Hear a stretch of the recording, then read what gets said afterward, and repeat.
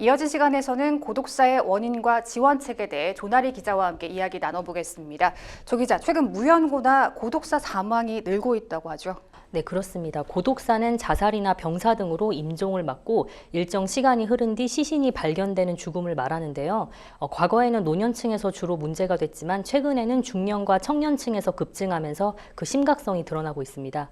실제로 정부가 공식적으로 실태 조사를 시작한 2021년 이래 국내 고독사 사망자는 매년 증가하고 있습니다. 네, 고독사는 인구가 많은 수도권에서 주로 발생하고 있는데 연령별로 보면 주목할 점이 몇 가지 있는 것 같습니다. 실태 조사에 따르면 매년 5, 60대 남성이 절반 이상을 차지하고 있는데요. 그 이유가 뭘까요?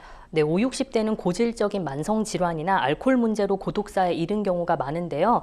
이외에도 이 시기가 사별이나 이혼, 은퇴 등 생애 주기상 변화가 자주 일어나는 시점이라는 게 원인으로 거론되고 있습니다.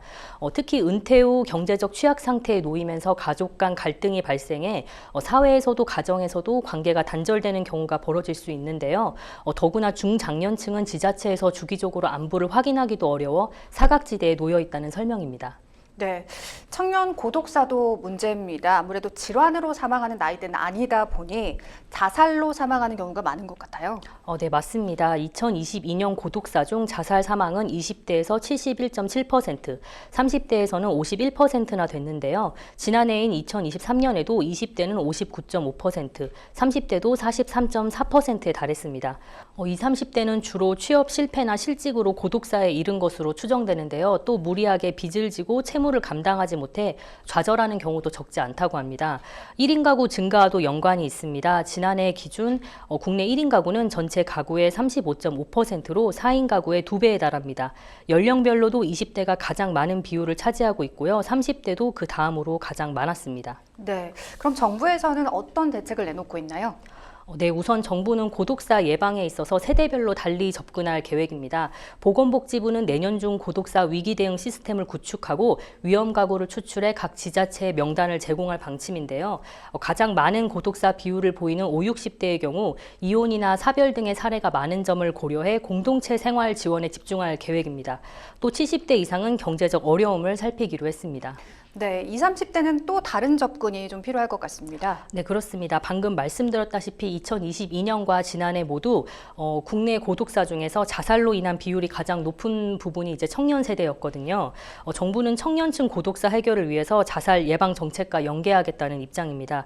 또 채무 문제나 장기간 은둔 생활로 알코올 질환을 앓고 있을 경우에 금융 상담이나 치료 기간 연계를 통해 회복을 돕겠다고 밝혔습니다. 네, 정부 정책도 중요하지만 지자체에서도 개별적인 지원책이 뒤따라야 할 것 같은데요. 상황은 어떻습니까? 네, 참여연대 산하기관인 청년참여연대는 2020년 7월부터 올해 6월까지 시행됐거나 시행 예정인 지자체 17곳의 정책을 분석했는데요.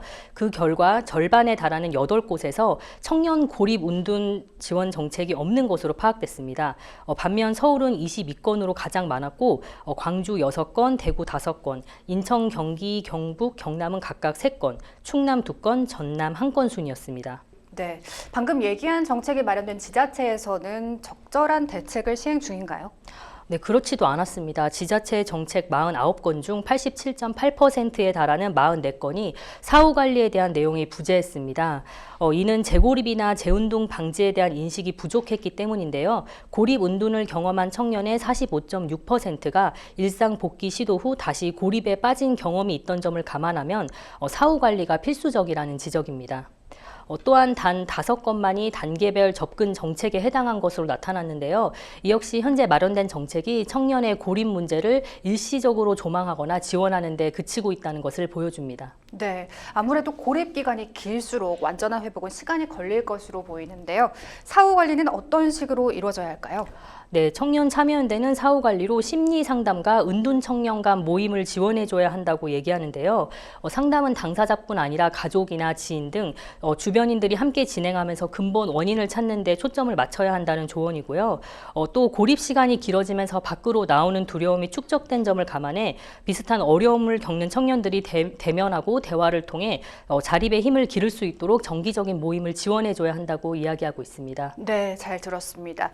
1인 가구 인구 증가도, 사회의 개인화도 더 이상 변화의 과정이 아닌 일상적인 모습이 됐습니다. 철저한 현상 분석을 통해서 시적절한 대책이 시급히 시행됐으면 좋겠습니다. 이번 주 현장 속으로는 여기까지입니다.